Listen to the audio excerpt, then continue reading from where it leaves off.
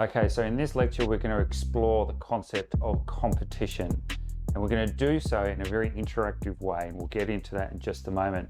And what we're going to do is we're going to explore a couple of options of real world field experiments that have been done, and you're actually going to be put into the place of the researchers and make decisions about how the experimental design proceeds.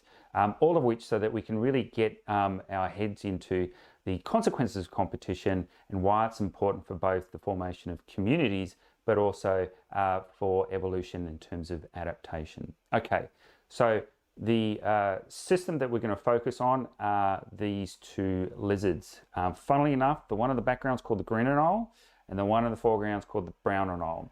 Now, these are a very famous and often used model system in evolutionary ecology, and this is what we're going to get into just now.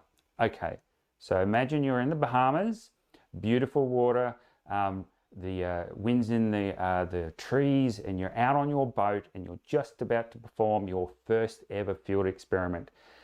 In the boat, you've got separate bags of green anole and brown anole. And what you're going to do is you're going to introduce 5 lizards to a particular island. Now, the wonderful thing about the Bahamas is there's lots of tiny little islands, basically the size of your bathroom, sometimes even smaller. And you can populate these uninhabited islands, at least in terms of lizards, and you can populate them with different communities of lizards and see what happens. And this is what you're going to do. Okay, so you're on your boat, you're approaching your first island, and you need to make a decision. Do you want to put all of the species of the same species on separate islands? So all 5 on this island of the green anole, go to the next island, and 5 for the brown anole on the second island? Or do you want to put them both together on the same island to see what happens?